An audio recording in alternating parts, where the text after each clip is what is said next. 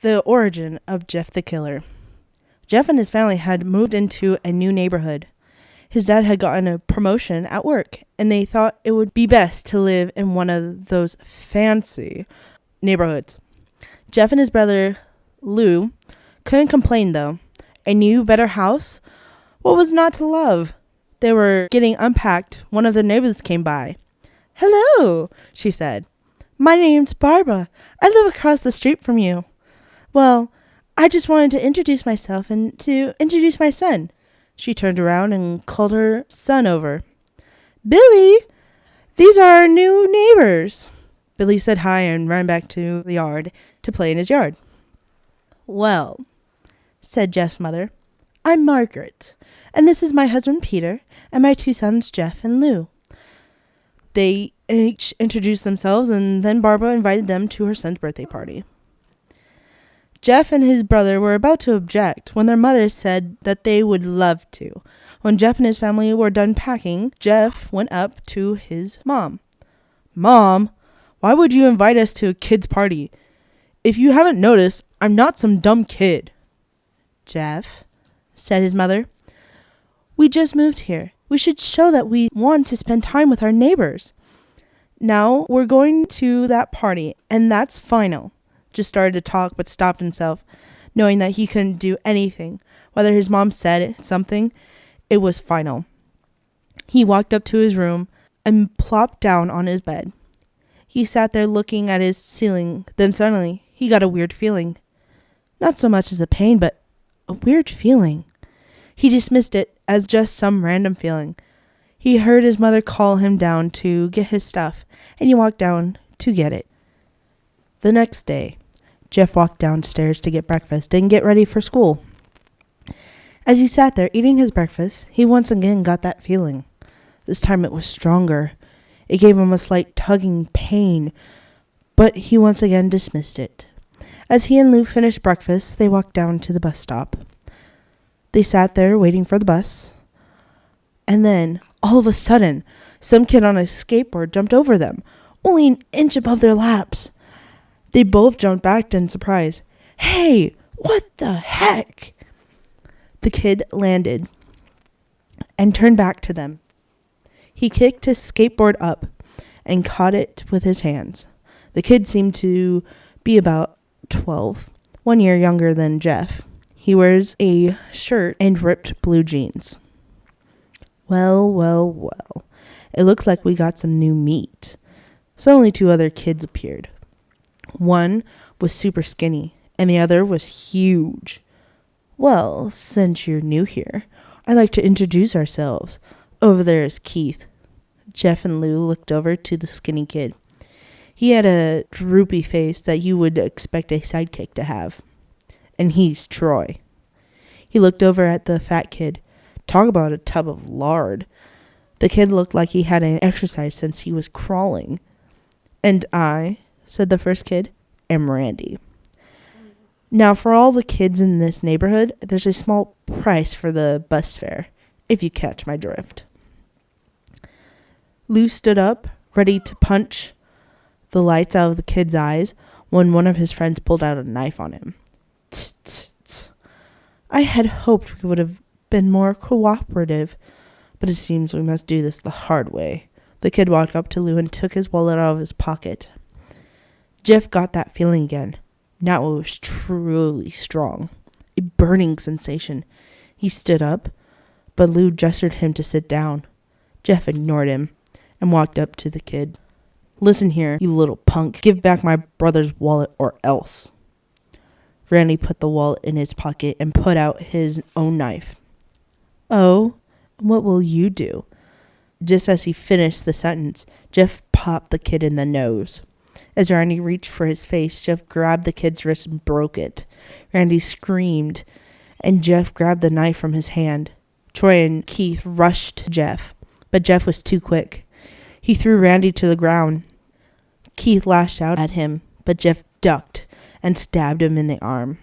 Keith dropped his knife and fell on the ground screaming. Troy rushed to him, but Jeff didn't even need the knife. He just punched Troy straight in the stomach, and Troy went down. As he fell, he puked all over. Lou could do nothing but look in amazement at Jeff. "Jeff, how'd you?" was all he could say. They saw the bus coming and knew they'd be blamed for the whole thing, so they started to run as fast as they could. As they ran, they looked back and saw the bus driver rush over to Randy and the others. As Jeff and Lou made it to the bus, to school, they didn't dare tell what happened. All they did was sit and listen. Lou just thought of that as his brother beating up a few kids, but Jeff knew it was more. It was something scary. As he got the feeling, he felt how powerful it was. The urge to just hurt someone. He didn't like it, how it sounded, but he couldn't help feeling happy. He felt that strange feeling go away and stay away for the entire day of school. Even as he walked home due to the whole thing near the school bus stop, and how now he probably wouldn't be taking the bus anymore, he felt happy. When he got home, his parents asked him how his day was. He said it was somewhat in an anonymous voice. It was a wonderful day. Next morning, he heard a knock at his front door. He walked down to find 2 police officers at the door, his mother looking back at him with an angry look. "Jeff, these officers tell me that you attacked 3 kids, that it wasn't regularly fighting, and they were stabbed. Stabbed, son." Jeff's gaze fell to the floor, showing his mother that it was true. "Mom, they were the ones who pulled the knives on me and Lou." "Son," said one of the cops, "we found 3 kids, 2 stabbed, 1 having a bruise on his stomach, and we have witnesses proving that you fled the scene. Now, what does that tell us?" Jeff knew it was no use. He could say him and Lou had been attacked, but there was no proof. It was not them who attacked first. They couldn't say that they weren't fleeing, because, truth be told, they were. So Jeff couldn't defend himself or Lou. "Son, call down your brother." Jeff couldn't do it, since it was him who beat up all the kids. "Sir, it was me. I was the one who beat up the kids. Lou tried to hold me back, but he couldn't stop me." The cop looked at his parents and they both nodded. "Well, kid, looks like a year in juvie." "Wait!" said Lou. They looked up to see him holding a knife. The officer pulled their guns and locked them on Lou. "It was me. I beat up those little punks. Have the marks to prove it." He lifted up his shirts to reveal cuts and bruises, as if he was in a struggle. "Son, just put the knife down," said the officer. Lou held up the knife and dropped it to the ground. He put his hands up and walked over to the cops. "No, Lou, it was me. I did it." Jeff had tears running down his face. Poor bro, trying to take the blame for what I did. Well, take me away." The police led Lou out to the patrol car. "Lou, tell them it was me. Tell them. I was the one who beat up those kids." Jeff's mother put her hand on his shoulders. "Jeff, please. You don't have to lie. We know it's Lou. You can stop." Jeff watched helplessly as a cop car speeds off with Lou inside. A few minutes later, Jeff's dad pulled into the driveway, seeing Jeff's face and knowing something was wrong. Son, what is it?" Jeff couldn't answer. His vocal cords were strained from crying. Instead, Jeff's mother walked his father inside to break the bad news to him, as Jeff wept in the doorway. After an hour or so, Jeff walked back into the house. Seeing his parents were both shocked, sad, and disappointed. He couldn't look at them. He couldn't see how they thought of Lou when it was his fault. He just went to sleep, trying to get the whole thing off his mind. 2 days went by with no word from Lou at JDC. No friends to hang out with. Nothing but sadness and guilt. That is until Saturday, when Jeff is woken up by his mother with a happy sunshine face. "Jeff, it's the day," she said as she opened the curtains and let light flood into his room. What's today?" asked Jeff as he stirs awake. "Why, it's Billy's party." He was now fully awakened. "Mom, you're joking, right? You don't expect me to go to some kid's party after..." There's a long pause. "Jeff, we both know what happened. I think this party could be the thing that brightens up the past days. Now, get dressed." Jeff's mother walked out of the room and downstairs to get ready herself.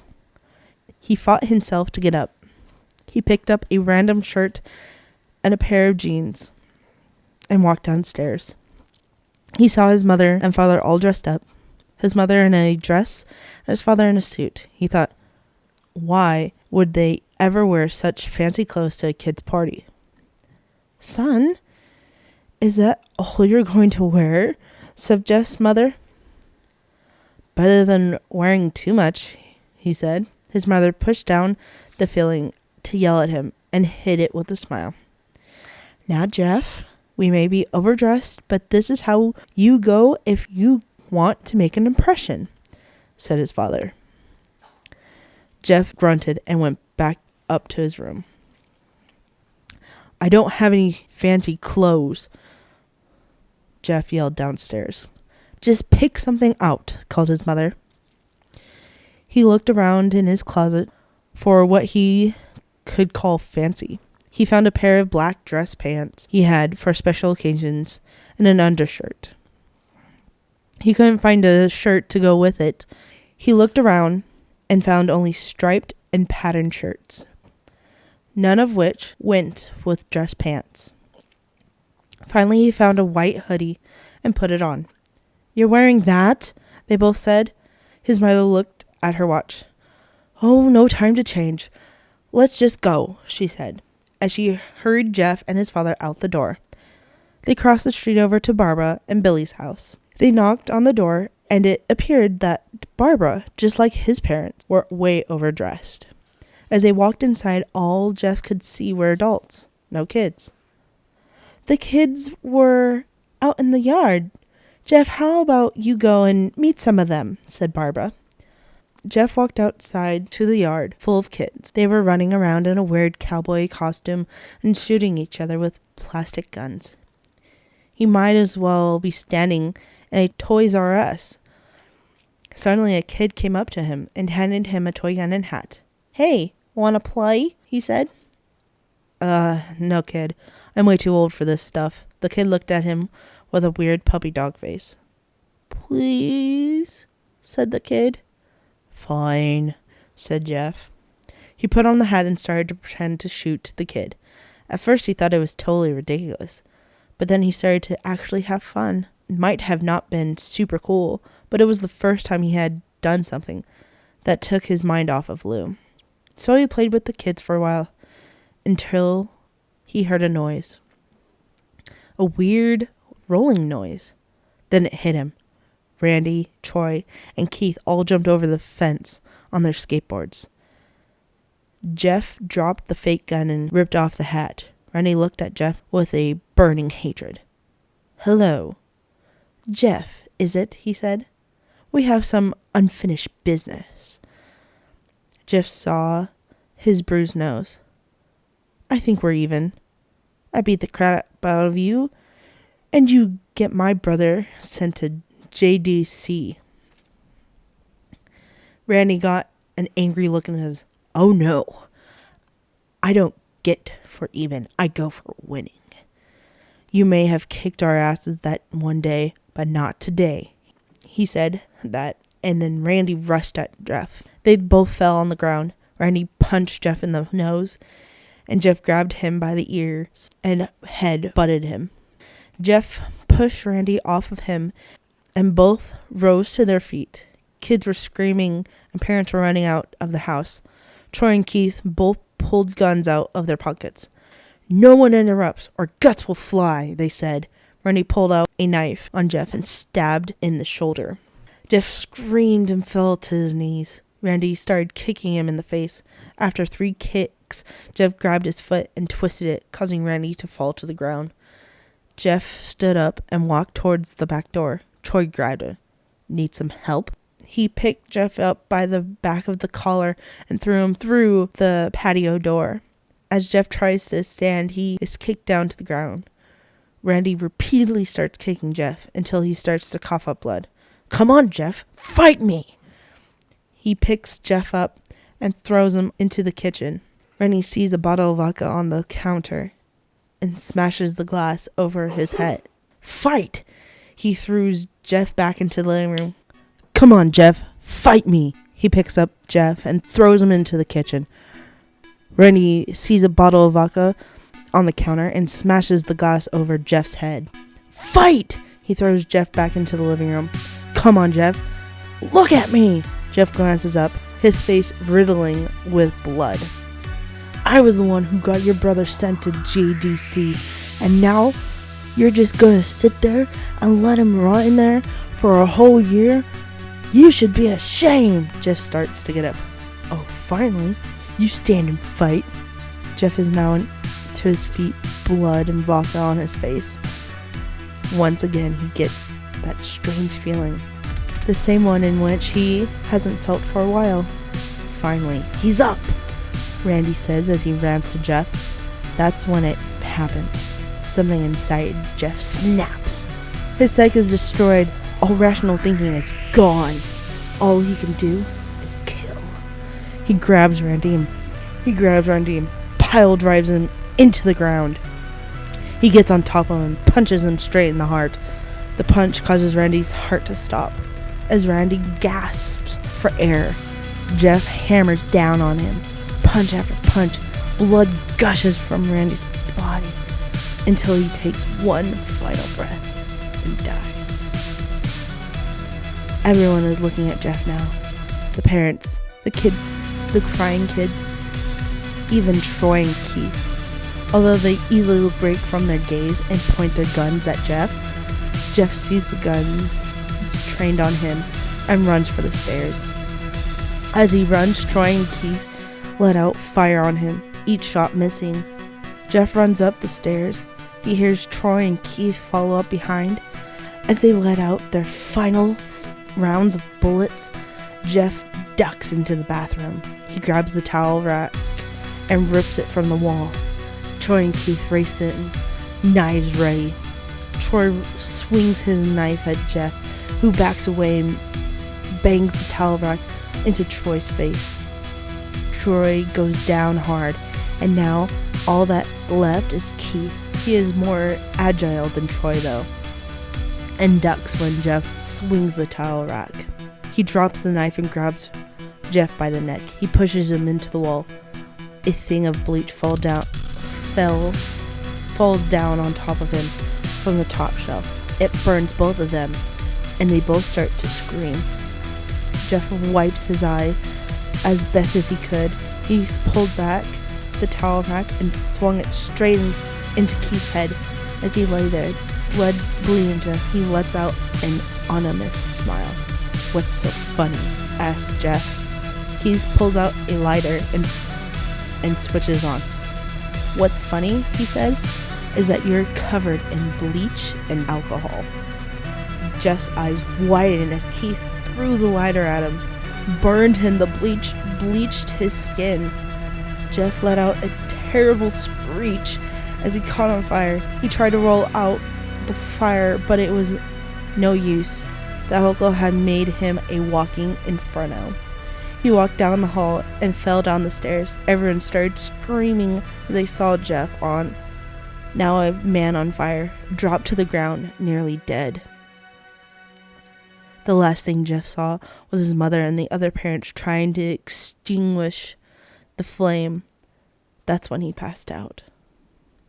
When Jeff woke up, he had a cast wrapped around his face. He couldn't see anything, but he could feel a cast on his shoulder and stitches all over his body. He tried to stand up, but he realized that there was a tube in his arm, and when he tried to get up, it fell out at a nurse Russian.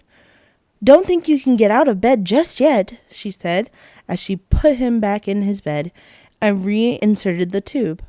Jeff sat there with no vision, no idea of what his surroundings were. Finally, after hours, he heard his mother. "Honey, are you okay?" she asked. Jeff couldn't answer, though. His face was covered, and he was unable to speak. "Oh, honey, I have great news. After all the witnesses told the police that Randy confessed to trying to attack you, they decided to let Lou go." This made Jeff almost bolt up, stopped halfway, remembering the tube coming out of his arm. "He'll be out by tomorrow, and then you two will be able to be together again." Jeff's mother hugs Jeff as she says her goodbyes. The next couple of weeks were those where Jeff was visited by his family.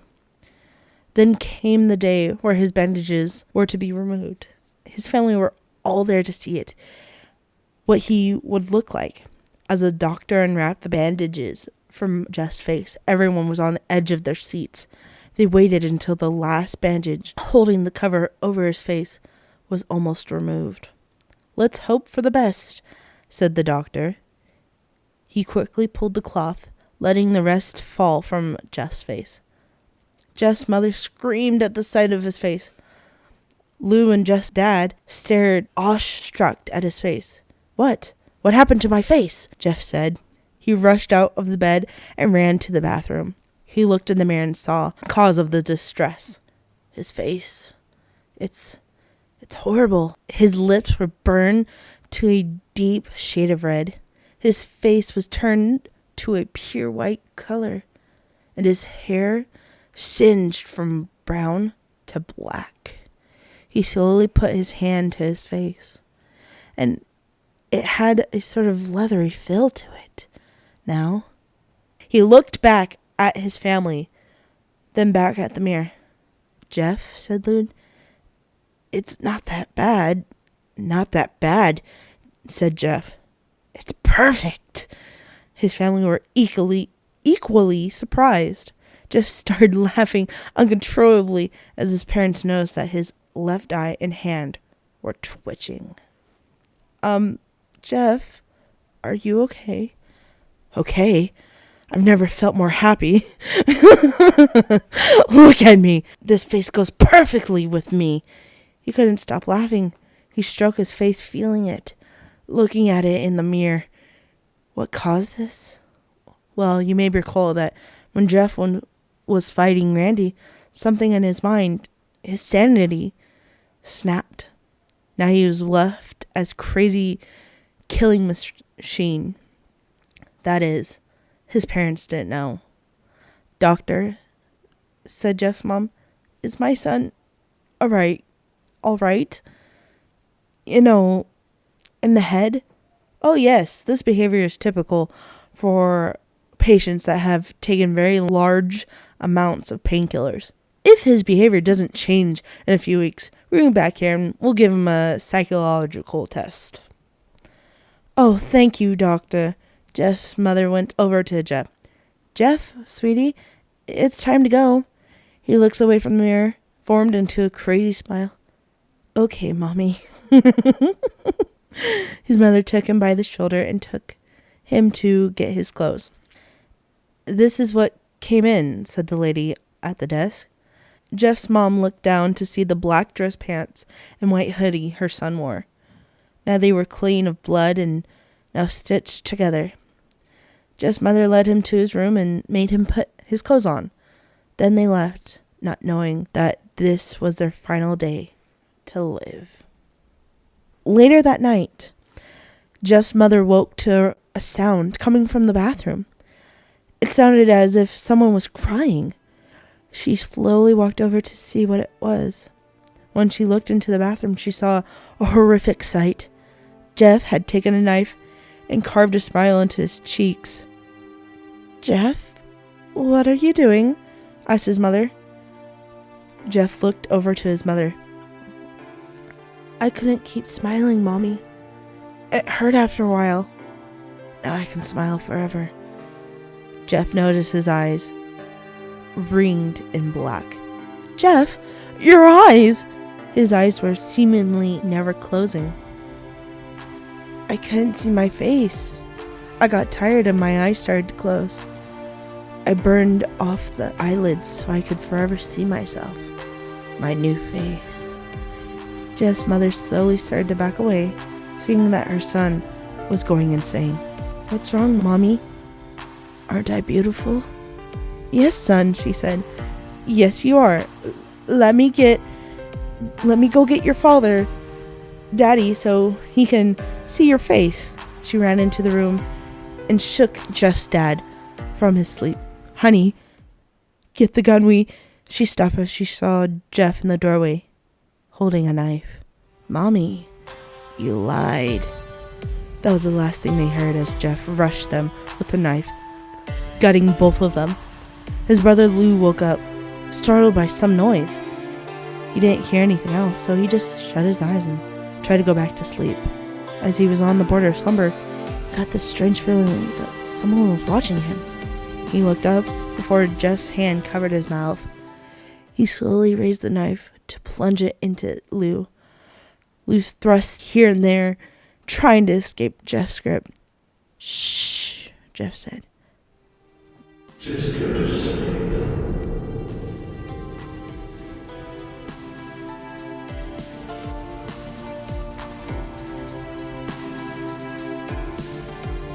And that is the origin of Jeff the Killer.